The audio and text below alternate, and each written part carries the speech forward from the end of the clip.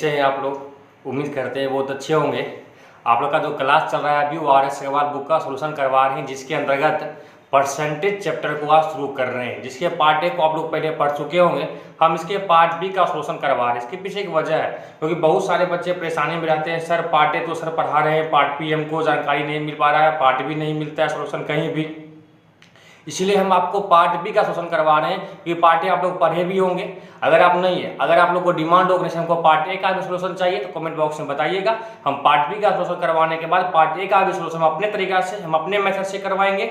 लेकिन सबसे पहले हम पार्ट बी इसलिए करवा रहे हैं क्योंकि बहुत सारे बच्चे का डिमांड था कि सर पार्ट बी का सोल्यूशन हमको कहीं नहीं मिल पाता है, कोई नहीं बताते, जहाँ पढ़ते हैं वो सर भी केवल पार्ट ए बता के छोड़ देते हैं, कहते हैं पार्ट बी खुद से करो या उसकी कोई आवश्यकता नहीं है। ऐसा कोई नहीं है, पार्ट बी कोई टफ नहीं है, बड़ा आसान है। आज जब हम आपके सामने मेथड को शुरुआत कर रहे हैं, आज हम आप पार्ट बी के सोल्यूशन को आपको करवाएंगे तो एहसास होगा कि कितना आसान है।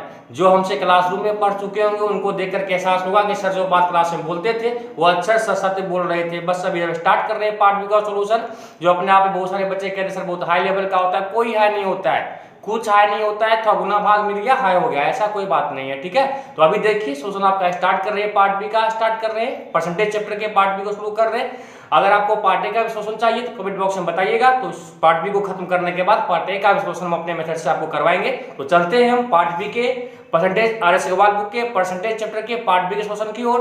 बहुत ही औसम तरीका से प्रत्येक क्वेश्चन को सॉल्व करेंगे। बस थोड़ा उम्मीद है जब आप लोग पार्ट बी को पढ़ रहे हैं तो पार्ट ए पहले पढ़ चुके हैं या परसेंटेज का फंडामेंटल नॉलेज आप लोग के पास होगा, ऐसा हम उम्मीद करते हैं। अगर नहीं पूरा जानकारी नहीं हो, जीरो लेवल से, तो वो भी हमें कमेंट बॉक्स में बताइए, ताकि हम पार्ट ए का को शुरुआत करें और पूरे जीरो लेवल से स्टार्ट कर दे, है कि नहीं है। हम पार्ट बी का मकसद बस ये करना है कि अगर पार्ट ए पढ़ चुके हो या फिर परसेंटेज चैप्टर का फंडामेंटल नॉलेज आपके पास अगर हो, इस पार्ट को देखिए। पूरा उम्मीद करते हैं आप लोग को बहुत औसम मेथड, औसम तरीका सीखने का मौका मिलेगा। तो चलते हैं पार्ट बी के सोल्यूशन के ओर। सबसे पहले नंबर क्वेश्चन को देखते हैं। देखिए कितना सा सवाल है। कह रहा एक कस्बे की जनसंख्या में पहले वर्ष में 12% की वृद्धि होती है, ध्यान दीजिए 12% की वृद्धि होती है, और दूसरे वर्ष में 10% की क्या होती है, कमी होती है। यदि वर्तमान जनसंख्या इतना है, 2 वर्ष पहले जनसंख्या कितनी थी। 12% की वृद्धि का मतलब कितना हुआ, 4 तिया 12, 25 होगा 100। 10% की वृद्धि का मतलब क्या हुआ, 10 10 100, 10 में क्या कमी, 25 में 3 की वृद्धि। मतलब कोई जनसंख्या अगर 25 है, 3 की वृद्धि का मतलब 28 हो जाएगा। 10 है, 10 का मतलब 1 की कमी के बाद कितना हो जाएगा, 9 हो जाएगा। आपको पता होगा, क्रॉस में काट सकते हैं इसको। तरीका आप लोग जो पहले पढ़ चुके हैं परसेंटेज चैप्टर को, उसको इनको एहसास होगा कि कॉन्सेप्ट कितना इंपॉर्टेंट है। देखिए 2 5 10, अगर आप चाहें तो बिना काटे भी कर सकते हैं। कैलकुलेशन को आसान करने के लिए हम यहाँ पे आपको क्या करते हैं, कैंसिल आउट कर देते हैं। ध्यान दीजिए 2 5 10, 2 से 14 दूना 28, 25 25 कितना हो जाएगा, 125, और ये हो जाएगा 14 नमा कितना होता है, 14 नमा 126। मतलब ये हो गया आपका कि अगर अभी जनसंख्या 125 का है तो 2 साल के बाद ये होगा। अगर बाद का पूछा गया, अगर पहले का पूछा गया, इसका मतलब ये प्रारंभिक बन, ये वर्तमान बन जाएगा, ये 2 साल पहले का बन। ध्यान रखना है आपको, अगर वर्तमान दिया हो 2 साल बाद का पूछा हो तो ये वर्तमान, ये बाद का बनेगा। अगर वर्तमान दिया हो 2 साल पहले का पूछा हो तब ये वर्तमान और ये पहले का होगा। तो सवाल को देखिए कब का पूछा जा रहा है सवाल में। तो सवाल में यदि वर्तमान संख्या 50 400 हो तो कह रहा है बताएं कि 2 वर्ष पहले जनसंख्या कितनी, 2 वर्ष पहले, मतलब ये आपका वर्तमान हो जाएगा और ये आपका 2 वर्ष पूर्व हो जाएगा।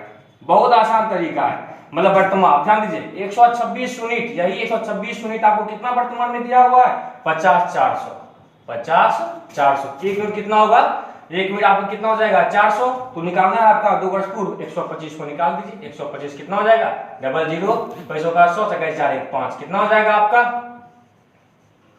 50,000।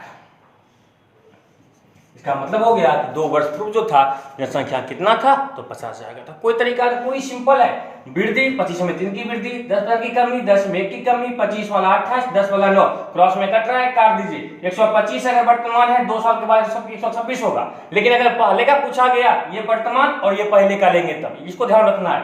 126 यूनिट आपको इतना दिया हुआ, एक कितना हो जाएगा, पूछा वर्तमान में 2 वर्ष पहले कितना था, 2 वर्ष पहले 125 था, 125 का मतलब कितना हो गया, 50,000। उम्मीद करते हैं आप लोग को कॉन्सेप्ट ये समझ में आया होगा। आगे बढ़ते हैं। देखिए क्वेश्चन नंबर 2 बहुत अच्छा सवाल है। कह रहा है एक शहर की संख्या जो है 5% के दर से घट रहा है। 5% का मतलब 20 25 20 में 1 का कमी हो रहा है 1 साल में, मतलब 1 साल में 20 का टर्म 19 हो जाएगा। ये कहानी कितने साल तक चला है, 3 वर्ष पूर्व। 3 वर्ष 20 का 19 और 20 का कितना हो जाएगा आपका 19 हो जाएगा। बात समझ रहे हैं हमारी कि 20 का 19 3 वर्ष की कहानी है, 3 बार, 2 वर्ष की कहानी होता है 2 बार। अब करना क्या है आपको, इसको गुना कर लीजिए। 20 का क्यू कितना होगा, ये आपका हो जाएगा 8000। 19 है, 19 का क्यू क्या होता है बताइए, क्या होता है बोलिए। 19 का क्यू 19 का 361 और 68 59, मतलब आपको पूछा क्या गया है, तो 3 वर्ष पहले, मतलब ये पहले पूछेगा तो ये वर्तमान हो जाएगा और ये 3 वर्ष पूर्व, ये ध्यान रखना है आपको, ये 3 वर्ष पूर्व का हो गया। अब देखिए आपको दिया हुआ है इसमें वर्तमान संख्या 685909 है, 6859 यही वर्तमान, यही दिया हुआ है कितना 6859 है आपको, तो एक आपका कितना होगा, एक आपका 10 हो गया। पूछा है 3 साल पहले कितना था, 8000 था, इसको मल्टीप्लाई कर देंगे कितना बन जाएगा ये 80,000। क्या हो गया, कुछ दम ही नहीं, आसान से लिखा है। बस 5,000 की कमी, 20 में का कमी, 3 बार की कहानी था 3 कर दिए। जब और फास्ट हो जाएंगे 3 साल की कहानी पावर क्यू कर दीजिए, काम खत्म। 4 साल की कहानी पावर 4 कर दीजिए, काम खत्म हो जाएगा, ठीक है। अब 20 का क्यू 8000, 19 का क्यू 68 का वैल्यू 68,590 दिया हुआ है आपको। 3 वर्तमान में इतना है, तो पूछा गया है कि 3 साल पहले कितना था, एक क्यू इतना हो गया, 3 साल पहले कितना था 8000, कितना हो जाएगा 80,000। आगे बढ़ते हैं, देखिए नेक्स्ट सवाल क्या कर रहा है। पपीते की पेड़ 2 वर्ष पूर्व रोपाया गया था, 2 वर्ष पहले लगाया गया था। इसकी ऊंचाई 20% के दर से बढ़ रही है, 20% के दर से बढ़ रही है, 20% 5 मेघ का वृद्धि, 2 वर्ष पहले लगाया गया, 2 साल का समय लग गया यहाँ से यहाँ आने में। 25 ये कितना हो गया 36, मतलब ये क्या होगा, अगर वर्तमान दिया हो बाद का पूछा हो, ये वर्तमान ये बाद का, अगर वर्तमान दिया हो 2 साल पहले पूछा गया तो ये वर्तमान 2 वर्ष पूर्व का। देखिए क्या कर रहा है इसमें, तो बताए कि जब रोपा गया उसमें ऊंचाई क्या थी, मतलब ये हो गया वर्तमान और ये हो गया 2 वर्ष पूर्व।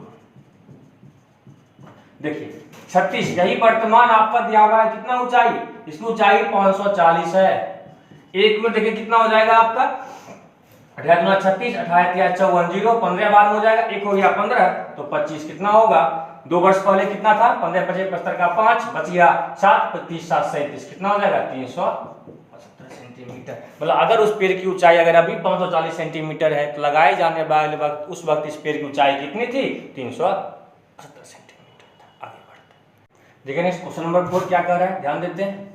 अच्छा सवाल है, क्वेश्चन नंबर 4 में कह रहा है, ध्यान समझना है सवाल को। 2 वर्ष पूर्व सामान्यतः 17,280 में खरीदा गया, इसका दाम 16.2/3% के दर से क्या हो रहा है, दाम घट रहा है। 16.2/3% का मतलब होता है 1/6, 6 में की कमी, 6 का समान 5 में, 2 साल की कहानी है 2 बार ले आएंगे, 36 और ये 25 खरीदा गया था, अब वर्तमान पूछा गया, मतलब ये 2 वर्ष पूर्व हो जाएगा, 2 वर्ष पूर्व, और ये क्या होगा आपका वर्तमान हो गया। अब देखिए 36 यूनिट की कितना दिया हुआ है 17,28,0 दिया हुआ है, 2 वर्ष पहले इतना में खरीदा गया था 36 यूनिट में, एक हो जाएगा आपका कितना 480, पूछा गया वर्तमान मूल्य 25 आपको पूछा गया है, 480 गुना 25 सॉल्व कर दीजिए, 0 65 1 200 बच गया 20, 25 का 100 और 100 12 कितना हो जाएगा, अब 120 का मतलब हो जाएगा 12,000। मतलब जो सामान को 17,280 में खरीदे थे आज उसी का दाम कितना होगा 12,000। कुछ नहीं है सवाल में दम, 16.2/3% की कमी, मतलब 6 में 1 की कमी, 6 का समान 5 में, 6 का समान 5 में, 2 बार की कहानी, जिसका दाम 36 था अब वो 25 हो गया, 36 में दिया हुआ, एक निकाले, वर्तमान पूछा गया है, 12,000 आपका उत्तर हो गया। आगे बढ़ते देखिए क्वेश्चन नंबर 5 कितना सा सवाल है। एक मशीन 2 वर्ष पूर्व खरीदी गई, 12.12% की दर से अवमूल्यन हो रहा है, 12.1/2% अवमूल्यन हो रहा है, इसका मतलब होता है 1/8 में 1 का कमी, 8 का समान 7 में बिकेगा, 8 का समान 7 में बिकेगा। सवाल कितने साल का है 2 वर्ष पूर्व, जिसका दाम 64 था अब उसी का दाम कितना होगा 49 हो जाएगा। यदि वर्तमान मूल्य इतना है, ये क्या हो गया वर्तमान और ये हो गया 2 वर्ष पूर्व का मूल्य, 2 वर्ष पूर्व। यही सवाल में कह रहा है कि वर्तमान मूल्य यही 49 जो है वर्तमान मूल्य यही कितना दिया हुआ है 2646 है, 2646 है। तो पूछा क्या गया सवाल में क्रय मूल्य, मतलब जो 2 वर्ष पूर्व मूल्य था वो दाम निकालना है, क्रय मूल्य का मतलब एक निकालिए, 649 21 बचा कितना 5 749 9 5 56 0 फिर 7 से काटिए 7 25 35 7 28 एक यूनिट आपका कितना हो गया 540। तो पूछा गया 2 वर्ष पूर्व 64 का वैल्यू पूछा गया है, 540 गुना 64 निकाल दीजिए, सॉल्व करके देखिए कितना आ रहा है, यहाँ पे सॉल्व कर लीजिए, जो आएगा वही आपका उत्तर होगा। इसमें कितना गुना करके बोलिए 64, यह आ जाएगा गुना करके 34 56 जीरो हो गया, कुछ नहीं था। मतलब जो सामान का दाम 34,560 था वो सामान अब घटने के बाद कितना मिला था, 26,400 मिला। बस यही जो है, ये जो मेथड बताए ना, बहुत इंपॉर्टेंट मेथड है। इस मेथड का प्रयोग हम तो जब क्लास नोट आप लोग को पढ़ाते हैं तब तो पूरा चैप्टर में ही किए हुए हैं। ऐसा कोई चैप्टर नहीं हो जो इससे बचा नहीं हो, है कि नहीं है। उम्मीद करते समझ में आया होगा। आगे बढ़ते हैं।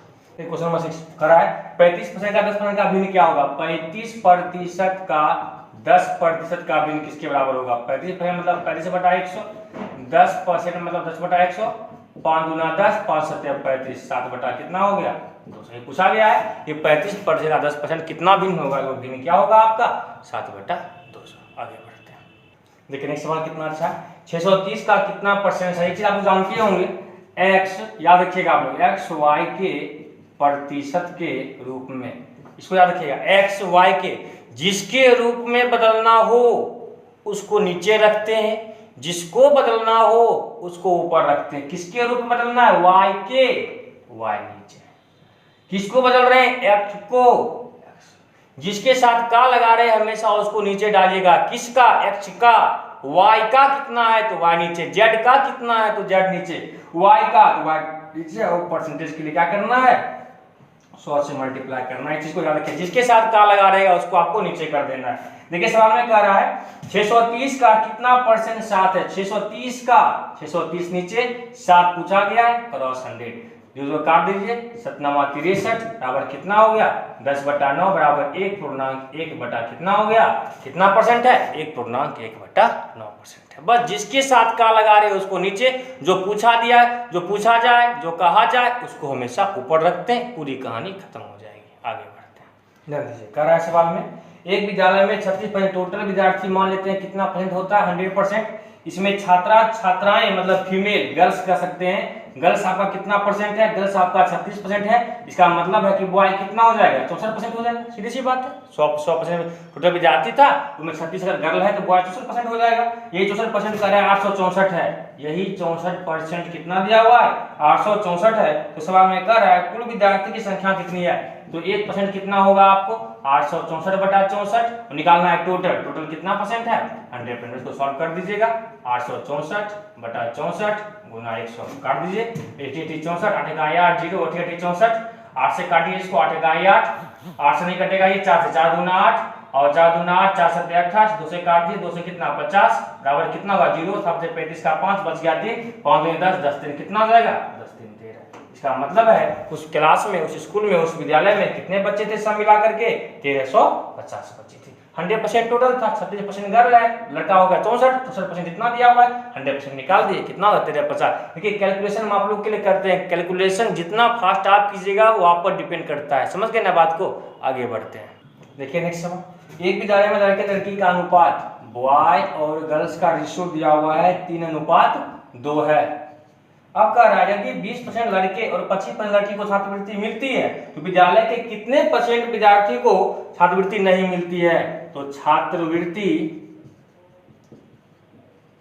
नहीं पाने वाले को क्या पूछा गया, विद्यार्थी का प्रतिशत, नहीं पाने वाले विद्यार्थी का प्रतिशत। बहुत अच्छा कॉन्सेप्ट है, समझिएगा यहाँ पे, छात्रवृत्ति नहीं पाने वाले विद्यार्थी का प्रतिशत। देखिए यहाँ 3 2 5, 5 में से विद्यार्थी लड़का कितना है 3 और 5 में से लड़की कितना है 2। सबसे पहली बात तो ये हो गया, इस लड़के के कितने परसेंट को छात्रवृत्ति मिलता है 20% को मिलता है, मतलब इसके 80% को छात्रवृत्ति नहीं मिलता है। और लड़कियों के देखिए, लड़कियों को कितने 25% को मिलता है, मतलब इसके 75% को छात्रवृत्ति नहीं मिलता।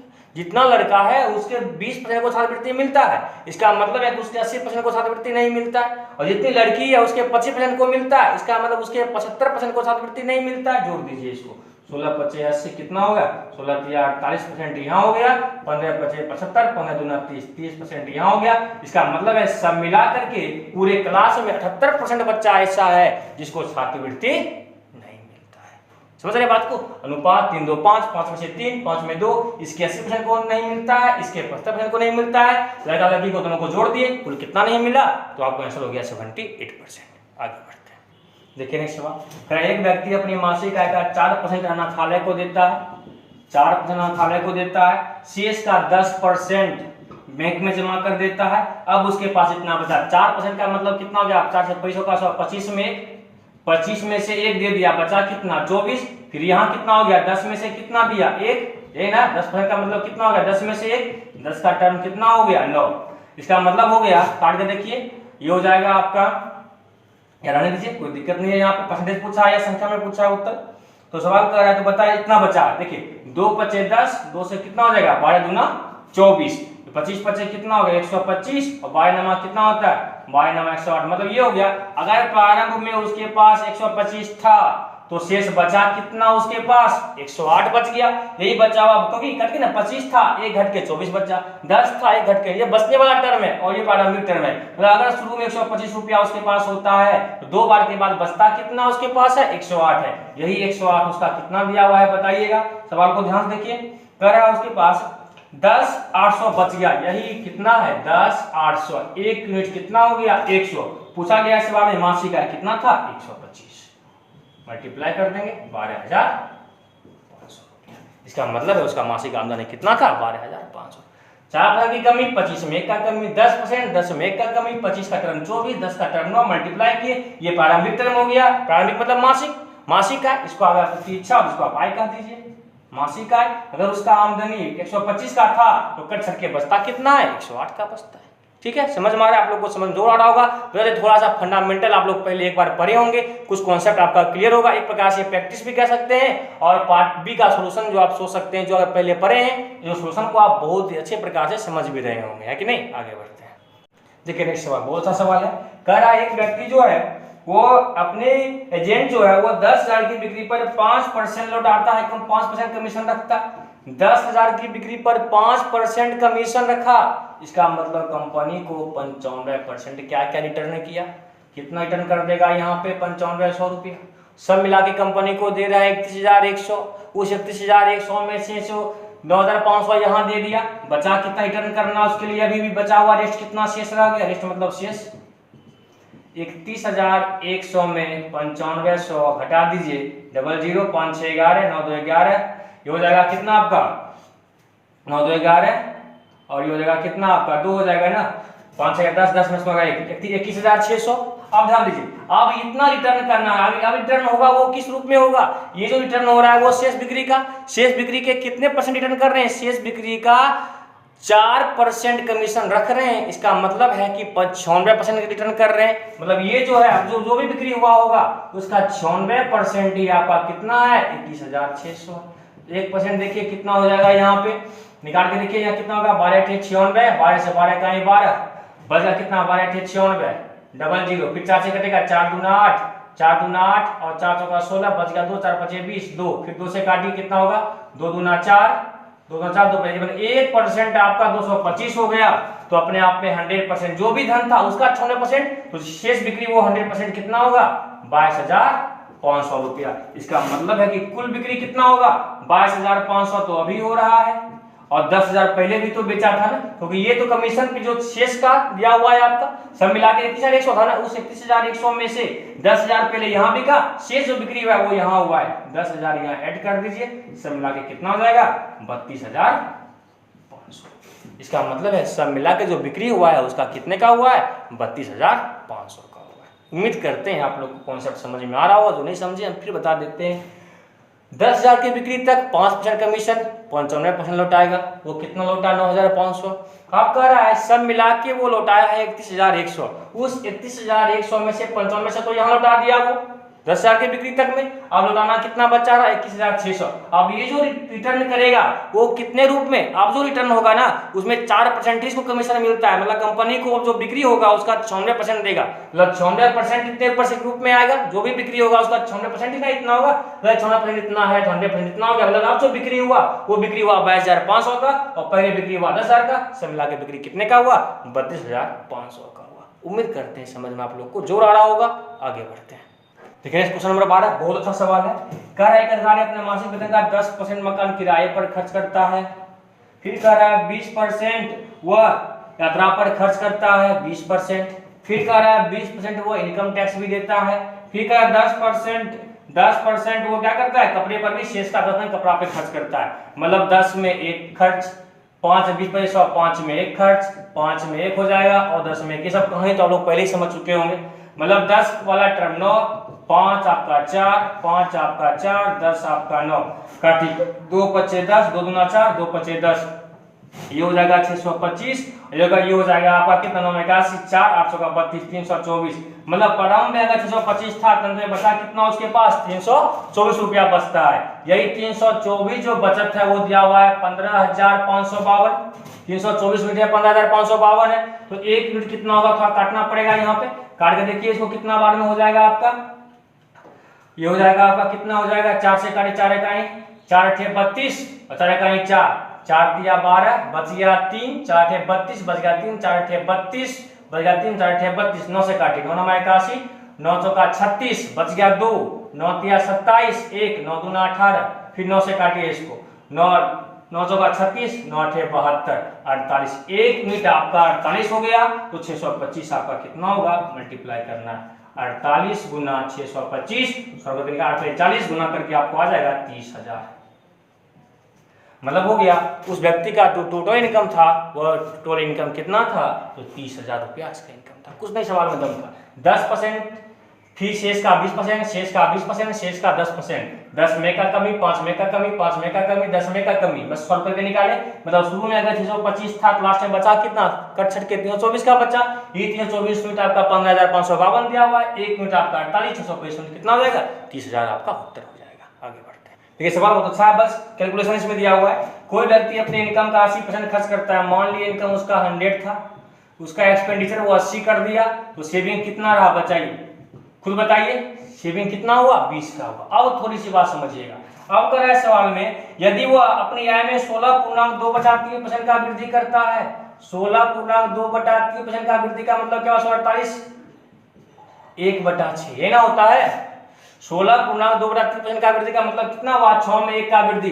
अगर किसी वस्तु में 6 में 1 का वृद्धि मतलब वो धन बढ़ के कितना हो जाएगा, 100 का टर्म कितना, 7 हो जाएगा। मतलब अब जो इनकम उसका है, इनकम 2 पहले 100 था उसका, उसमें 16.2% का वृद्धि का मतलब है धन बढ़ के अपने का कितना गुना होगा, 7/6 गुना। मतलब ये कितना हो जाएगा, काटते नहीं है क्योंकि शोषण करना हमें लास्ट में आसान हो जाएगा, 700/6। और एक ऑटोमेटिक है, जब इनकम बढ़ता है अपनी खर्च बढ़ा देता है। और खर्च क्या कर रहा है, बढ़ा के पहले जो खर्च था उसमें कितने % की वृद्धि कर रही है खर्च में, ध्यान दीजिएगा 37.1/2। आप खुद जानते होंगे आप लोग, 37.1 यहाँ लिख देते हैं आपको, 37.1/2% की वृद्धि हुआ। 37.14% 3 बटा कितना हो जाएगा, 3/8। मतलब 8 अगर पहले था उसमें 3 की वृद्धि, मतलब कितना गुना हो जाएगा, इसका मतलब हो गया अब जो खर्च होगा वो कितना होगा, पहले का 11/8 होगा। पहले अगर 80 था तो 11/8 कितना हो जाएगा, 110, 10 कट जाएगा। अब सेविंग देखिए कितने का होगा, खुद बताइए आप। 700/6 इनकम है, 110 उसका एक्सपेंडिचर है, तो सेविंग कितने होगा, 700 माइनस 660 ये ना हो जाएगा। मतलब कितना हो जाएगा, 40/6। मतलब उसका जो अब सेविंग हो रहा है वो 40/6 का हो रहा है। तो परसेंटेज सेविंग तो कह रहा है अब कितना % बचा रहा है, खुद बताइए। 700/6 में कितना बचा रहा है, 40/6 वो बचा रहा है, तो 100 में कितना बचाएगा। हम काट नहीं रहे ताकि कैलकुलेशन आसान रहे आपके लिए। 6 से 6 खत्म, 0000 खत्म हो जाएगा, 40/7 मतलब 5.5 बटा कितना हो जाएगा, 7% आपका उत्तर हो गया। कोई दम नहीं। वही अगर 10% 20% वृद्धि रहता तो करना आसान होता, पूर्णांक में डाल दिया तो भी आसान है। क्या, क्योंकि हमें फ्रैक्शन का मुझे पता है। 16.2/3% की वृद्धि का मतलब 6 में 1 का वृद्धि, मतलब 6 में 1 का वृद्धि का मतलब क्या हुआ, जो टर्म पहले 6 का था वो 7 का होगा, मतलब 7/6 गुना हो जाएगा। और यहाँ 37.1/2% की वृद्धि का मतलब क्या हो गया, 8 में 3 की वृद्धि, मतलब जो धन पहले 8 का था अब वो 11 कर रहा होगा, 11/8 हो जाएगा। 80 था उसका 11/8 मतलब कितना, जो पहले 80 खर्च कर रहा था अब 110 खर्च करेगा। इनकम इतना, एक्सपेंडिचर इतना, आय खर्च, और ये क्या हो गया इसका, बचत। सेविंग मतलब बचत होता है। आंसर कितना हो गया, 5.5/7%। बहुत आसान तरीका है, ठीक है। आगे बढ़ते हैं। नेक्स्ट सवाल बहुत अच्छा है। एक गांव में पुरुष, महिला और बच्चे क्रम से मेल, फीमेल और चाइल्ड का अनुपात है 11:9:5। 80% पुरुष साक्षर हो, 30% महिला निरक्षर हो और 90% बच्चे साक्षर हो, तो निरक्षरता का प्रतिशत, निरक्षरता प्रतिशत 11:9:25। 25 में 11 मेल है, 25 में 9 फीमेल है और 25 में 5 बॉय है। तो इस पूरे मेल का 80% साक्षर है, तो निरक्षर कितना होगा, 20%। पूरे महिला का 30% साक्षर ही है, ध्यान दीजिएगा 30% जो है पूरे महिला का 30% महिला निरक्षर ही है, यहाँ घटना नहीं पड़ेगा क्योंकि 30% निरक्षर ही आपको दिया हुआ है, ये पूरे का 30%। फिर देखिए और बच्चे में 90% साक्षर है तो निरक्षर कितना हो गया 10%। अब इसको सॉल्व कर लीजिए, आप सॉल्व करके देखिए कितना होगा, 1/25 कॉमन कर लेंगे 220, ये हो जाएगा 9 3 27, 270, ये 30 है आपका, नहीं दिख रहा होगा आप लोग को, ये आपका 30% है और प्लस हो जाएगा आपका कितना 10 5 50, बचे 5 में 50, सॉल्व कर लीजिए 0 7 12 12 2 14 का 4, 14 का 4 बच गया 1 और 1 हो जाएगा कितना आपका बच गया 1 2 2 4 1 5 बटा कितना हो जाएगा 25, 25 25 और 5 का 5 0 5 से 40 हो जाएगा 5 दूना 10, 5 का 5 21.3/5%। मतलब पूरे गांव में जितने व्यक्ति हैं उनका 21.3/5% व्यक्ति क्या है तो निरक्षर है। ये 30% क्यों रह गया क्योंकि निरक्षर ही दिया हुआ है, अगर साक्षर होता तो निरक्षर के 17% यहाँ कर दिए होते। उम्मीद करते हैं आप लोग को ये कॉन्सेप्ट समझ में आया होगा। देखिए नेक्स्ट सवाल, कितना अच्छा सवाल है, ध्यान से देखिएगा इसको।